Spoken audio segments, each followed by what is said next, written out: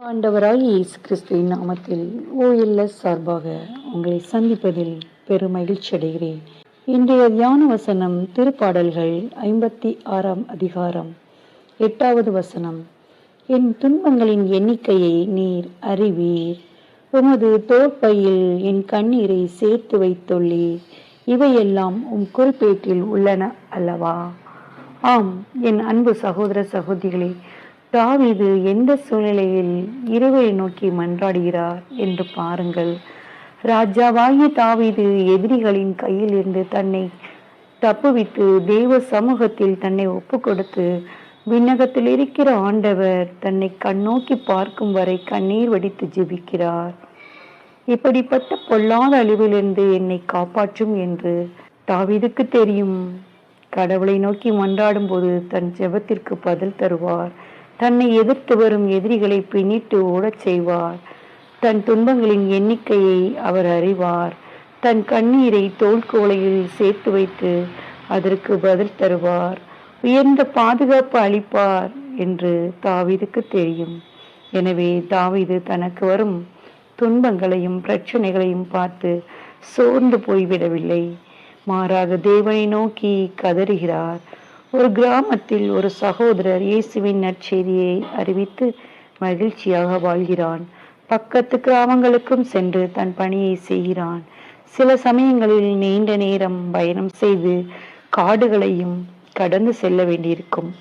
இச்சூழ்நிலையில் இயேசுவை அறியாத சிலர் இச்சகோதரனை எப்படியாவது அழித்து விட வேண்டும், அந்த கிராமத்தையும் அழித்து விட வேண்டும் என பல வழிகளில் முயற்சி செய்தார்கள்.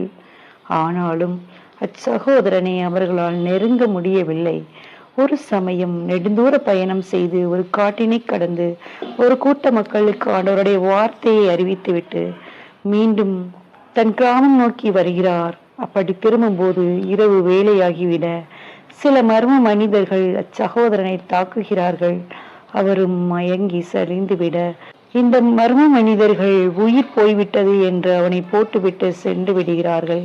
அதே சமயத்தில் அவனுடைய கிராமத்தில் இயேசுவை அறியாத பிள்ளைகள் கிராமத்தின் வீடுகளை எல்லாம் நெருப்பு வைத்து கொளுத்தி விடுகிறார்கள். அதே நேரம் அந்த சகோதரன் மயக்கத்திலிருந்து விழித்தெழுந்து தனக்கு என்ன நடந்தது என்று ஆராயாமல் உடனே முழங்காலில் இருந்து கண்ணீர் விட்டு அழுது ஜெபிக்க ஆரம்பிக்கிறார். தன்னை தாக்கியவர்களையும் மனதில் மன்னிக்கிறார்.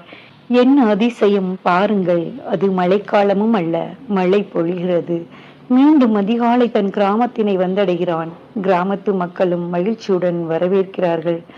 பகைவர்கள் தங்கள் வீடுகளுக்கு தீ வைத்ததையும் பின் பெருமழை பொழிந்து ஒரு அழிவும் இல்லாமல் தாங்கள் பாதுகாப்பாக இருப்பதையும் அறிவிக்கிறார்கள்.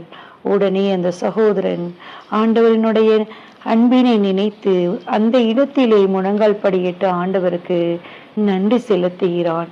எல்லா இக்கட்டுகளிலும் தனக்கு வேண்டிய உதவி செய்பவர் ஆண்டவரே என்கிறார் தாவீது.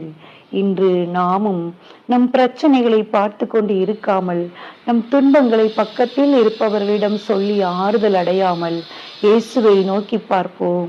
அவர் சமூகத்தில் கண்ணீர் விட்டும் ஜெபிக்கும் பிள்ளைகளாக வாழ்வோம். சிந்திப்போம், வாழ்வாக்குவோம். நாம் ஜெபிப்போமா? எங்கள் அன்பின் பரலோக பிதாவே, அப்பா, அந்த நாளை தந்த கிருபைக்காய் உமக்கு நன்றி செலுத்துகிறோம்.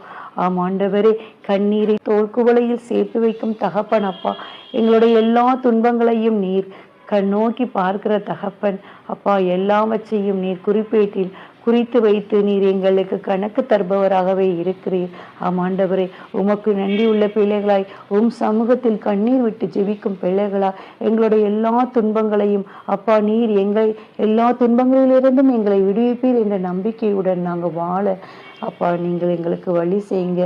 இந்த ஜெபங்களை எல்லாம் மீட்பரும் அருமை இரட்சகருமான இயேசு கிறிஸ்துவின் மூலம் ஜெபிக்கிறோம் எங்கள் நல்ல பிதாவே, ஆமென். இந்த நாள் ஆண்டவர் சமூகத்தில் இருந்து ஜெபிக்கும் பிள்ளைகளாக வாழ வாழ்த்துகிறேன். Praise the Lord.